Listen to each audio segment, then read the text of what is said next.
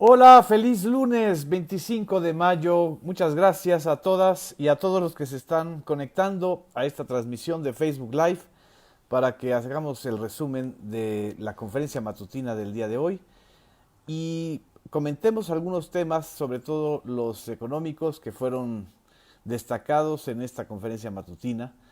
Estamos a una semana de que se termine oficialmente la jornada de sana distancia, el 31 de mayo, lo cual no significa que termine las medidas de mitigación y de protección y de reducción de la movilidad y cierre de ciertos sectores económicos en aquellas entidades o zonas del país que tienen una alta transmisión todavía del coronavirus. Estoy hablando específicamente pues de la Ciudad de México, del Estado de México, de Tabasco, de Baja California. Es muy preocupante lo que está sucediendo en Mexicali y en Tijuana, ocupan el tercer lugar en el índice de transmisión a nivel nacional, y otros focos rojos de algunos municipios del país. Pero en términos generales es paulatina la reactivación económica. Habrán sectores ya de la economía que abrirán con todas las medidas y protocolos que se han informado, como es el caso del sector automotriz, el sector de la construcción, el sector también de comercio en algunos espacios de los municipios en verde y en amarillo, y también el sector de transportes o de construcción de transportes, y por supuesto el de la minería que abarca una buena cantidad de estados, de entidades donde la actividad minera es intensa e importante para generar empleo. A pesar de todo esto, ya estamos hablando del plan de reactivación económica, y el presidente Andrés Manuel López Obrador hoy lo que hizo fue detallar muchísimo más lo que expuso en su video del domingo pasado, del día de ayer, y creo que es importante hacer algunos comentarios al respecto. Pero aprovecho mientras para mandar saludos a Tecate, Baja California, que nos están viendo desde ahí, a Iztapalapa también, a varias comentarios y amigos y amigas. Me pregunta Mapi Pimentel si esto va para largo. Pues la epidemia llegó para quedarse según algunos infectólogos. Lo que no es para largo es esta etapa tan intensa del contagio epidémico de la fase 3. Esto es lo que se ha ido explicando. No va a desaparecer de manera mágica, es un virus nuevo, es una enfermedad nueva del tipo de la SARS, de los sistemas agudos respiratorios, síndrome de agudo respiratorio, y creo que vale la pena que lo tengamos muy en cuenta porque evidentemente las medidas de prevención y de mitigación deben continuar por la salud y por el bienestar de todos nosotros. Muchas gracias también a los que están comentando las felicitaciones al doctor Hugo López Gatell, que el día de ayer, según lo informó el propio presidente de la República, la Organización Mundial de la Salud lo está reconociendo para formar parte de un equipo internacional de especialistas en epidemiología y sanidad.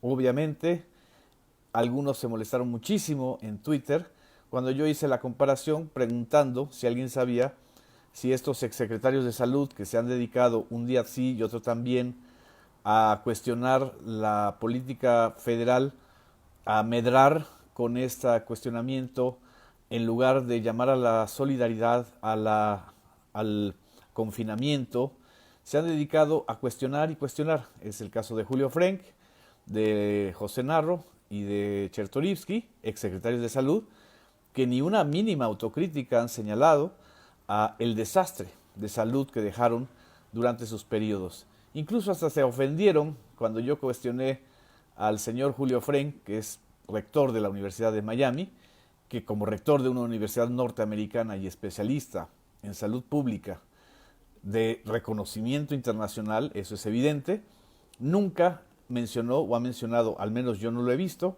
una crítica al manejo de la pandemia en Estados Unidos, donde ya estamos cercanos a los 100,000 muertos, 100,000 personas fallecidas, pero qué bien estuvo ocupando pues espacios en la prensa mexicana para estar cuestionando y insistiendo en la compra de test y de pruebas, algo que hicieron en Estados Unidos y que eso no disminuyó el brote epidémico. En fin, aquí estoy viendo sus comentarios. Muchas gracias a quienes nos están deseando buenos días. Espero que estemos aquí siempre en comunicación. Lo que el día de hoy, aparte de las secciones ya fijas de quiénes quieren los precios, de los avances en las obras del aeropuerto de Santa Lucía y también de la refinería Dos Bocas, a pregunta de un reportero, el presidente López Obrador, pues prácticamente empezó a desmenuzar todas las fases y las circunstancias económicas que van a formar parte del relanzamiento de la economía en los próximos meses. Ya a partir del inicio de junio, prácticamente estamos en esta fase de la reactivación y el relanzamiento económico. Hay ventajas competitivas en el contexto internacional para México, su vecindad con Estados Unidos, a pesar de que, como siempre dice el dicho, que cuando a Estados Unidos le da catarro, a México le da pulmonía.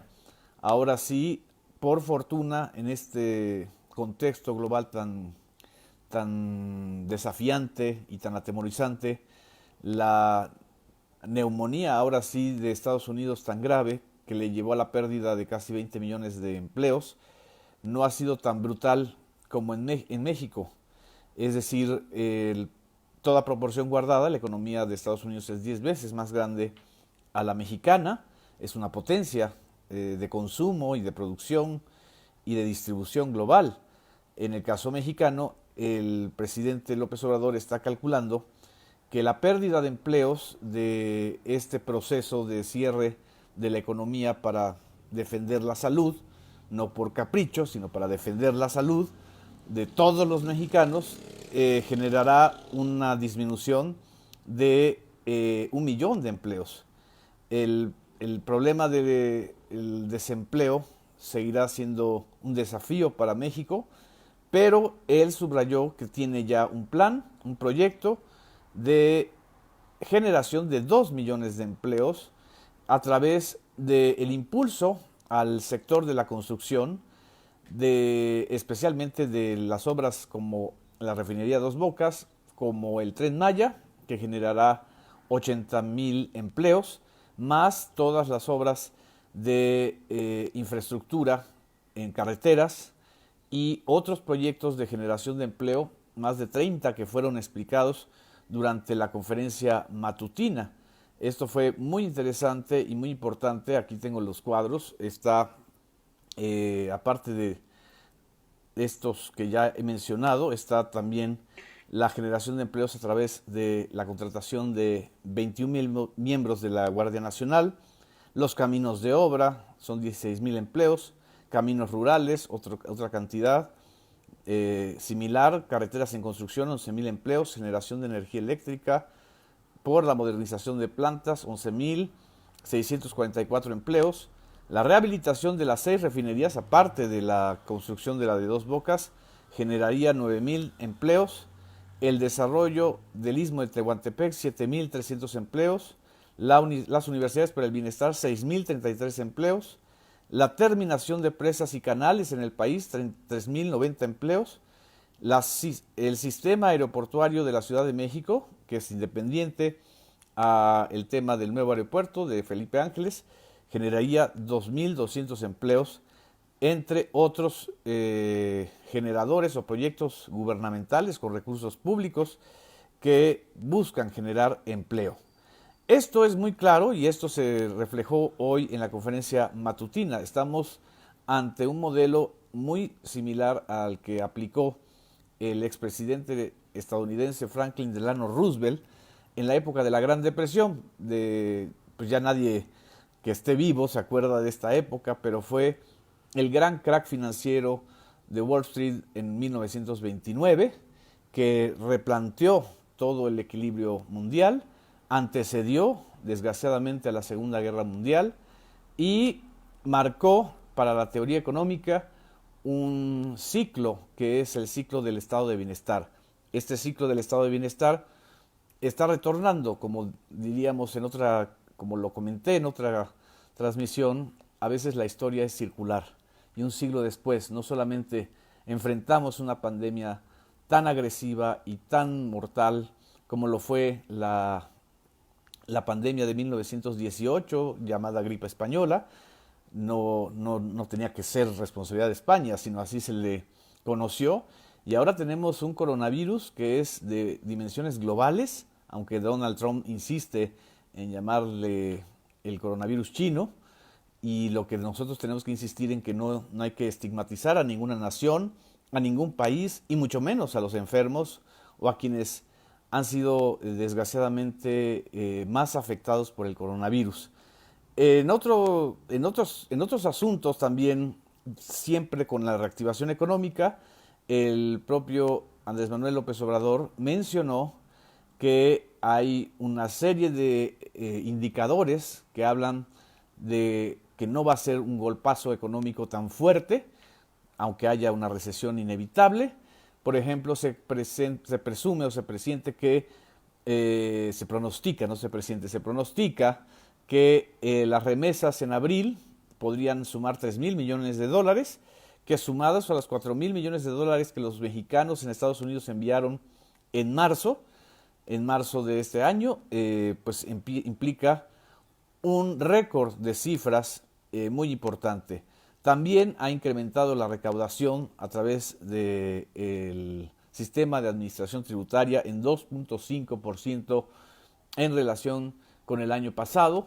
Esto es muy importante, sobre todo pues, implica la clarísima convicción de los de los que somos pagadores de impuestos, de los contribuyentes, un bono de confianza no solamente en el gobierno, sino en el sistema de administración tributario del país, y esto creo que es muy importante de señalar. Otros temas también, otros indicadores que también fueron mencionados en la conferencia de prensa del día de hoy, incluye en la generación de empleos la contratación de 45,000 médicos y enfermeras para enfrentar el coronavirus. Y esto es lo que ha sucedido en estos meses, donde la salud ha sido el sector fundamental.